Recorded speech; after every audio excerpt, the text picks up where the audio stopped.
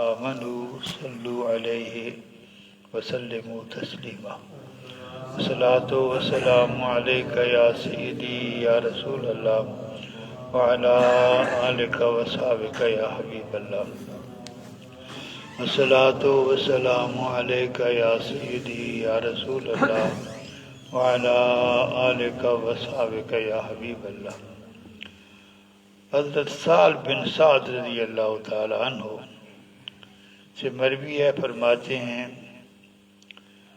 جب سے اللہ تبارک و تعالی نے حضور سرور عالم صلی اللہ تعالی علیہ وسلم کو مبعوث فرمایا، رسول رسالت کا فریضہ دے کر اپنے بندوں کی طرف بھیجا، اس وقت سے لے کر اس وقت تک جب اللہ تعالی نے حضور صلی اللہ تعالی وسلم کو اپنے پاس بلا لیا، اس تمام عرصے میں حضور سرور عالم صلی اللہ تعالی علیہ وسلم نے ایسا آٹا نہیں دیکھا جس میں چھان نہ ہو۔ وہ کھاتے بھی جو تھے، جو بھی چھان علیحدہ کیے بغیر۔ تو حضور صلی اللہ تعالی، میں نے کل کہا تھا نا کہ یہ حدیثیں وہ ہیں جن کو پڑھنے کے بعد، سننے کے بعد آدمی جب یہ کہتا ہے نا مجھے حضور صلی اللہ علیہ وسلم سے محبت ہے، تو اس دعوے میں کوئی تھوڑی چھوٹی گڑبڑ نظر آتی ہے۔ حضور صلی اللہ تعالی علیہ وسلم کی جو چیزیں آپ کی پیاری چیز جن سے آپ کو محبت تھی، اگر ہمیں ان سے نفرت ہو تو محبت کیسے ہوگی؟ تو حضور صلی اللہ تعالی علیہ وسلم کے بارے میں ان کے جب وہ مقرب صحابی فرما رہے ہیں کہ حضور صلی اللہ تعالی وسلم جب اللہ تعالیٰ نے آپ کو مبعوث فرمایا، اس وقت سے لے کر آپ کے انتقال تک آپ نے ایسا آٹا دیکھا ہی نہیں ہے جس کے اندر چھان شامل نہ ہو۔ اور فرمایا حضور صلی عالم صلی اللہ تعالی وسلم نے اسی عرصے میں جب آپ کو اللہ تعالیٰ نے مبعوث فرمایا، اس وقت سے لے کر جب اللہ تعالیٰ نے آپ کو اپنے پاس بلا لیا، آپ نے آٹا چھاننے والی جو ہگی ہوتی ہے وہ نہیں دیکھی، منخل وہ نہیں دیکھی۔ اور پوچھا گیا، جب چھانی بھی آپ کے پاس نہیں تھی تو تم لوگ جو ہے وہ چھنے ہوئے جو ایسے جو چھنے ہوئے نہیں ہوتے تھے، انچھانے جو ہے ان کو کھا کیسے لیتے تھے؟ انچھانے جو ہے ان کو کیسے کھا لیتے تھے؟ تو انہوں نے فرمایا ہم اس کو پیستے تھے آٹے کو اور پھر پھونک مارتے تھے، جو اڑ جاتا تھا وہ اڑ جاتا تھا، جو باقی بچ جاتا تھا ہم اس کو پانی میں ملا کے کھا لیتے تھے، ستو بنا کے کھاتے تھے۔ جو اڑ جاتا تھا وہ اڑ جاتا تھا، جو بچ جاتا تھا اس کو ہم پانی کے ساتھ ملا کر کھا لیتے تھے۔ اس حدیث پاک کو امام بخاری نے روایت فرمایا۔ وعن ابی ہریرہ رضی اللہ تعالی عنہ قال ما آب النبی صلی اللہ تعالی علیہ وسلم طعاما قط ان اشتہاہ اکلہ وان کرہ ترکہ، متفق علیہ۔ حضرت ابو ہریرہ رضی اللہ تعالی عنہ سے مروی ہے، فرماتے ہیں حضور صلی اللہ تعالی وسلم نے کبھی کھانے کو عیب نہیں لگایا۔ گھر پکا ہوتا یا کسی دوسرے کے گھر حضور صلی اللہ تعالی وسلم کو دعوت دی جاتی، جو کھانا پیش کیا جاتا، حضور صلی اللہ تعالی وسلم نے کبھی یہ نہیں فرمایا یہ کھانا ٹھیک نہیں ہے، عیب نہیں لگایا۔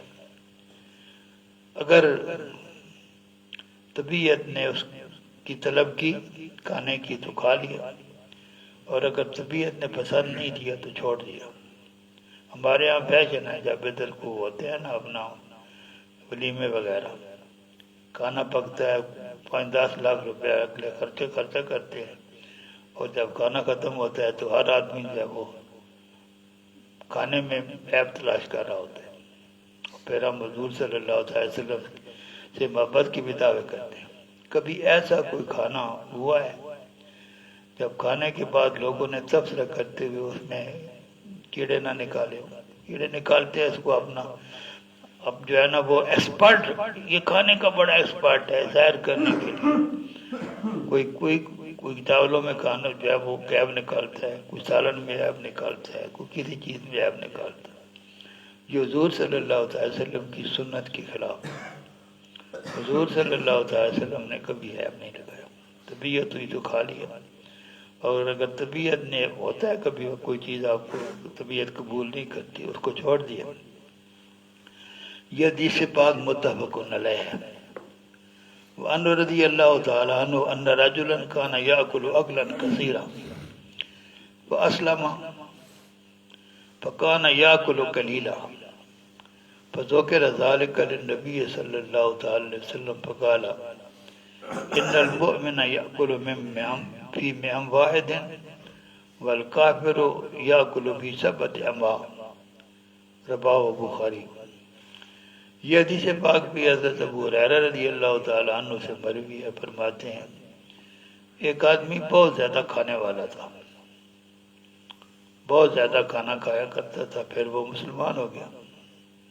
یہ بہت زیادہ کھانا کھانے کی کہانی اس وقت کی ہے جب وہ مسلمان نہیں تھا. پھر وہ مسلمان ہو گیا، اور مسلمان ہونے کے بعد تھوڑا کھانا کھاتا تھا. تو اس بات کا ذکر حضور صلی عالم صلی اللہ علیہ وسلم کی خدمت میں کیا کہ یا رسول اللہ، یہ جب تک اسلام نہیں لایا تھا بڑا پیٹو تھا، اب تو یہ تھوڑا کھاتا ہے.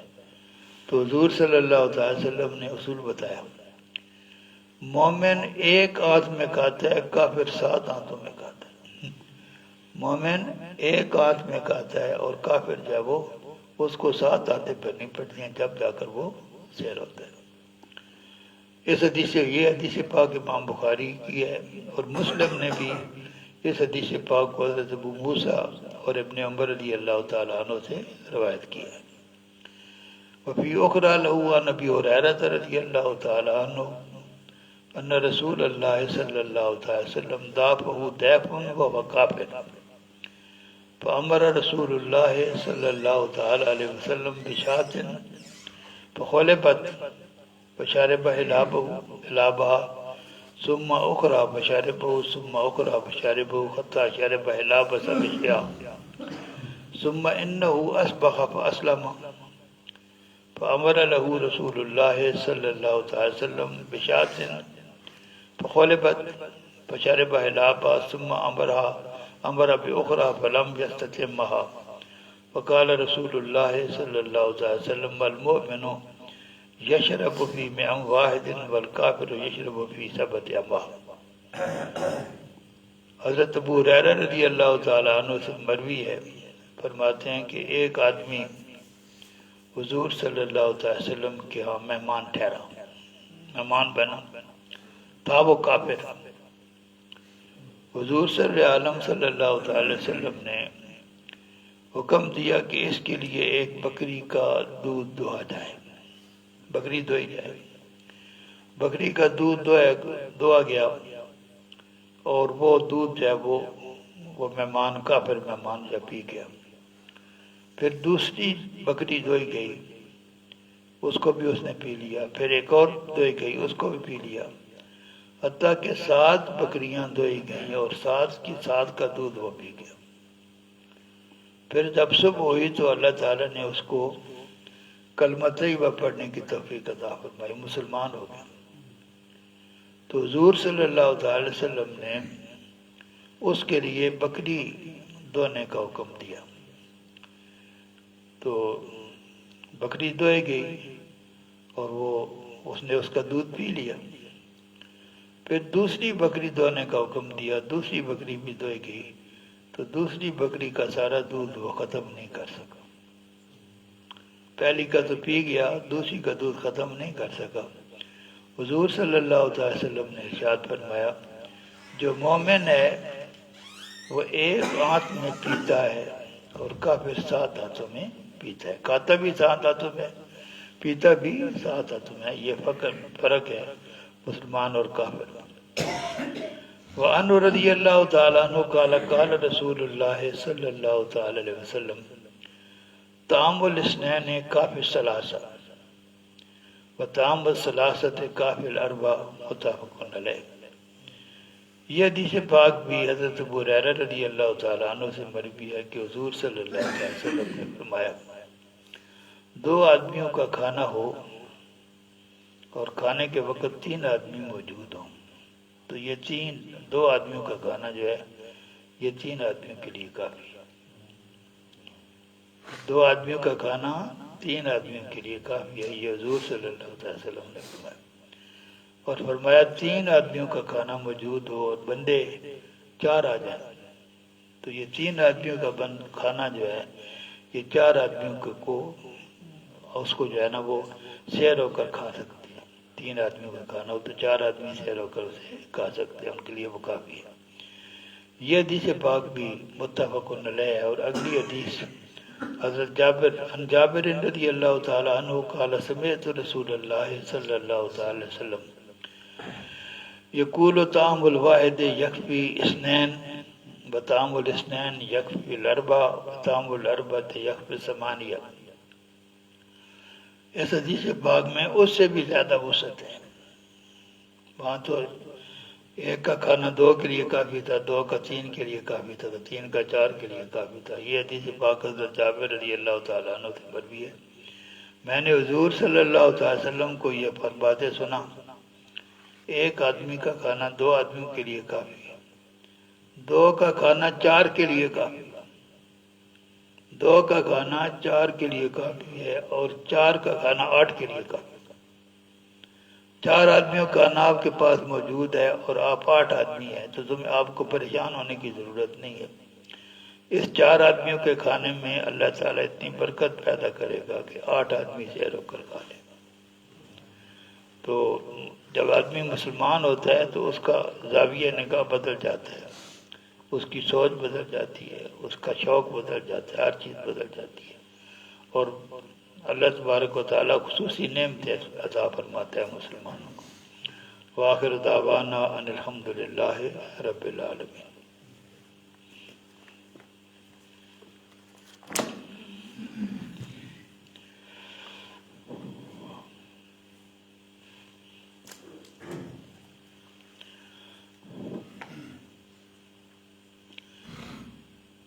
حج کے واجبات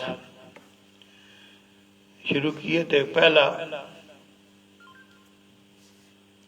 دو پڑھے تھے، ایک کہ احرام جو ہے وہ میقات سے باندھا جائے، اور دوسرا جو آدمی عرفات میں وقوف کرے وہ فرض تو ادا ہو جائے گا، ایک لہجے کے لیے آپ کھڑے ہوں گے، لیکن اس وقوف کو اس دن مغرب تک، سورج کے غروب ہونے تک وہاں ٹھہرنا چاہیے، وہ واجب ہے۔ مزدلفہ کا وقوف واجب ہے۔ وقوف کا مطلب ٹھہرنا ہوتا ہے، وقوف کا مطلب جو ہے وہ ٹھہرنا۔ مزدلفہ کا وقوف جو ہے وہ بھی واجب ہے، اور اس کا ٹائم 10 ذی الحجہ کی فجر سے لے کر صبح سورج طلوع ہونے تک، سورج طلوع ہونے سے پہلے ٹائم ختم ہو جاتا ہے۔ جب صبح صادق طلوع ہوتی ہے، فجر کا ٹائم شروع ہوتا ہے، اس وقت یہ نماز کے بعد وقوف کیا جاتا ہے، دعا مانگی جاتی ہے۔ تو یہ بھی کیا ہے؟ واجب ہے، وقوف مزدلفہ واجب ہے۔ کنکریاں مارنا، جمرات کو کنکریاں مارنا، یہ کنکریاں 3 دن ماری جاتی ہیں، 3 جمرات کو ماری جاتی ہیں، یہ کام واجب ہے۔ پہلے دن جو ہے وہ صرف ایک جمرے کو ماری جاتی ہے، جو جمرہ عقبہ ہے اس کو ماری جاتی ہیں 10 کو، 11 12 کو یہ تینوں جمرات کو ماری جاتی ہے۔ تو یہ کام جو ہے یہ بھی واجب ہے۔ جو آدمی ایک سفر میں حج بھی کرتا ہے اور عمرہ بھی کرتا ہے، ان کی 2 قسمیں، ایک کو جو ہے وہ قارن کہتے ہیں، دوسرے کو متمتع کہتے ہیں۔ جو ایک ہی احرام میں ایک ہی دفعہ احرام باندھتا ہے اور حج اور عمرہ دونوں کر کے فارغ ہوتا ہے، اس کو قارن کہتے ہیں۔ جو میقات سے صرف عمرے کا احرام باندھتا ہے، وہاں جا کر عمرہ کر کے احرام کھول دیتا ہے، اور پھر 8 ذی الحجہ کو حج کا احرام وہاں مکہ سے باندھتا ہے، اس کو متمتع کہتے ہیں۔ ان دونوں پر قربانی واجب ہے۔ جو صرف حج کرتا ہے اس پہ قربانی واجب نہیں۔ جو حج اور عمرہ دونوں کرتے ہیں ایک سفر میں، دوسرا تمتع کا مطلب ہوتا ہے فائدہ حاصل کرنا۔ سفر تو آپ نے حج کے لیے کیا تھا، ساتھ آپ نے عمرہ کر لیا، یعنی آپ نے فائدہ حاصل کر لیا۔ تو یہ دو صورتیں اس کی، ایک کو حج تمتع کہتے ہیں، ایک کو حج قران کہتے ہیں۔ یہ جو دونوں کرتے ہیں ان کے لیے قربانی واجب ہے، قربانی واجب ہے یہ قارن اور متمتع کے لیے۔ سر کا صاف کرانا، حلق اور قصر، حلق یا قصر، سارا اوپر آپ اس طرح پھیرتے ہیں یا باریک مشین مارتے ہیں یا بالوں کو کینچی سے تھوڑا کاٹ دیتے ہیں، دونوں یہ تو ان میں سے ایک واجب ہے۔ آپ کا اختیار ہے، خواہ آپ حلق کریں خواہ آپ قصر کریں، لیکن حلق بہتر ہے۔ مردوں کے لیے حلق جو ہے وہ اس کا ثواب زیادہ ہے، یہ بھی واجب ہے۔ اور یہ حلق یا قصر جو ہے اس کا حدود حرم میں ہونا، حدود حرم کے اندر کی قصر جو ہے یہ آپ کے لیے واجب ہے۔ اور ایام نار 10، 11، 12 ذوالحج کی 10، 11 اور 12 کو ایام النار کہتے ہیں۔ ان ایام کے اندر یہ قصر کرنا یا حلق کرنا یہ بھی واجب ہے۔ یہ جو جمرات کو کنکریاں مارنے ہیں، کنکریاں جو ہیں ان کا حلق سے پہلے ہونا یہ بھی واجب ہے، کنکریوں کا حلق سے پہلے ہونا یہ بھی واجب ہے۔ اور جو آدمی جو ہے وہ جس نے قربانی کرنی ہے وہ پہلے رمیہ جمار کرے گا، رمیہ جمار کرنے کے بعد قربانی کرے گا، اور اس کے آخر میں جا کر حلق کرائے گا۔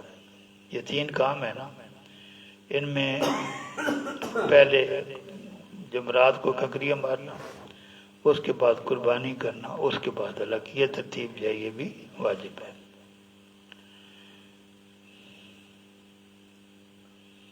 یہ انہوں نے اس کی ترتیب میں یہ کیا ہے، رے، زال اور ہے۔ رے، زال اور ہے۔ رے سے مراد رمی جمار، زال سے مراد ذبح، اور ہے سے مراد حلق۔ یہ 3 لفظ آدمی یاد رکھے، رے، زال اور ہے، اس ترتیب کے ساتھ یہ کام کرنا تینوں یہ بھی واجب ہے۔ وآخر دعوانا الحمدللہ رب العالمین۔